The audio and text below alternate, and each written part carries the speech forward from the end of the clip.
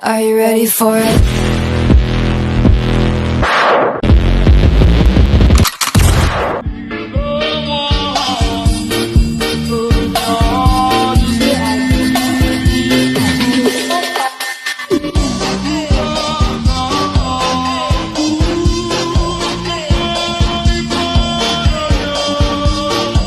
Oke, ayo lanjut.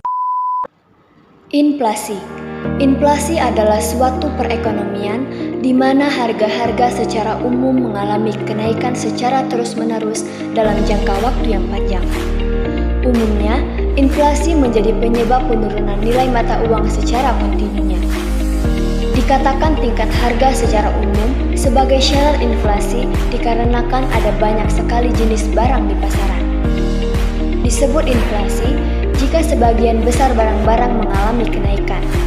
Kenaikan harga secara terus-menerus sebagai saraf dikatakannya sebuah inflasi. Hal ini karena harganya bisa saja naik hanya untuk sementara. Kenaikan harga yang bersifat sementara ini tidak bisa disebut inflasi. Jadi, ketika kenaikan tersebut berlangsung dalam waktu yang lama dan terjadi hampir pada seluruh barang dan jasa secara umum, maka gejala inilah yang disebut inflasi.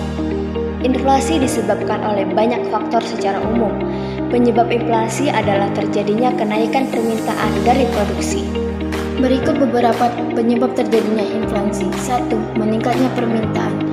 Inflasi ini disebabkan karena peningkatan permintaan untuk jenis barang atau jasa tertentu. Dalam hal ini, peningkatan permintaan jenis barang atau jasa terjadi secara agregat. Faktor yang bisa menyebabkan terjadinya inflasi ini antara lain adalah meningkatnya belanjaan pemerintah, meningkatnya permintaan barang untuk diekspor, dan meningkatnya permintaan barang untuk swasta. 2.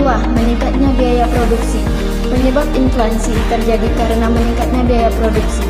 Adapun peningkatan biaya produksi disebabkan oleh kenaikan harga bahan-bahan baku, seperti bahan baku naik hingga upah buruh naik. Penyebab inflasi ini terjadi karena uang yang beredar di masyarakat lebih banyak dibandingkan yang dibutuhkan. Ketika jumlah barang tetap sedangkan uang beredar meningkat 2 kali lipat, maka bisa terjadi kenaikan harga-harga hingga 100%. Hal ini bisa terjadi ketika pemerintah menerapkan sistem anggaran defisit, di mana kekurangan anggaran tersebut diatasi dengan mencetak uang baru.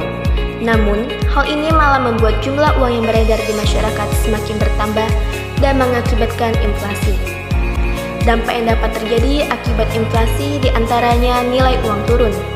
Adanya kenaikan harga pada berbagai barang kebutuhan masyarakat menyebabkan nilai uang menjadi turun dari sebelumnya. Jika biasanya uang 20.000 bisa mendapatkan 2 liter beras, dengan adanya inflasi bisa jadi hanya mendapatkan 1,5 liter. Hal ini tentu sangat merugikan masyarakat, terutama bagi mereka yang berpendapatan tetap karena pengeluaran jadi lebih tinggi.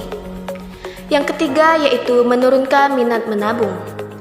Dampak yang selanjutnya masih berkaitan dengan sebelumnya, di mana nilai uang yang turun menyebabkan pengeluaran jadi lebih tinggi. Orang jadi berpikir lagi untuk menabung. Hal itu disebabkan karena uang bisa disisihkan tentu jauh berkurang dibanding saat tidak terjadi inflasi.